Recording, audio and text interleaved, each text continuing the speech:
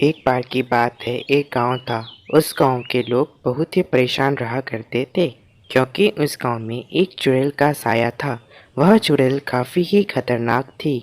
उसी कारण से उस गांव के लोग रातों में अपने घरों से बाहर नहीं आते थे। वे लोग बस यह सोचते थे कि कोई ऐसा व्यक्ति आए और उन गांव वालों को बचाए।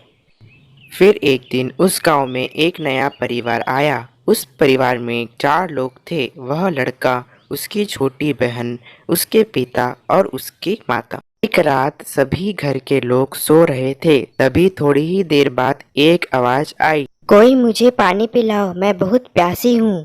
तभी वह लड़की उठ जाती है और वह आवाज सुनती है तो उसे कोई नहीं दिखता है। फिर वह घर के बाहर आ जाती है तो वह छोटी लड़की देखती है कि वहाँ एक चुड़ैल है और वह उसे देखकर डर जाती है और बोलती है, हे भगवान, यह तो चुड़ैल है, मुझे कोई बचाओ इस चुड़ैल से। तुझे कोई नहीं बचाएगा। आज तो शिकार खुद ब खुद चलकर मेरे पास आ गया है। मैं पानी की प्यासी नहीं हूँ, तेरे खून की प्यासी हूँ। अब तू मुझसे नहीं बच पाएगी। फिर वह चुड़ैल अपने जादू से उस बच्ची को मार देती है। बेचारी बच्ची वह वहीं गिरकर मर जाती है। फिर सुबह सभी घर वाले उठकर घर पर देखते हैं कि उनकी बच्ची घर पर नहीं है।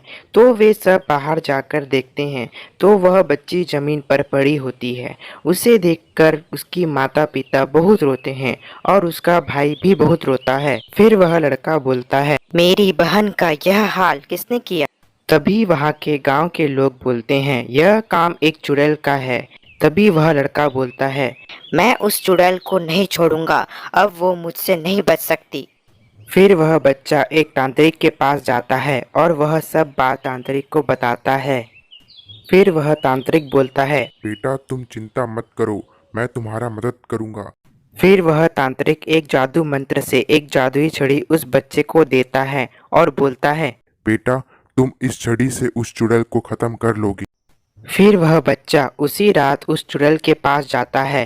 तब वह चुड़ैल बोलती है, आज तो शिकार खुद चलकर मेरे पास आया है। आज तो तुझे मार डालूंगी। तू मुझे क्या मारेगी? मैं तुझे आज नहीं छोड़ूंगा। फिर दोनों के बीच लड़ाई चालू हो जाता है। फिर काफी देर तक उनका लड़ाई चलता है। फिर वह लड़का एक जादू मंत्र से उस चुड़ैल को मार देता है। फिर वह चुड़ैल राख हो जाती है। फिर पूरा गांव खुश हो जाता है।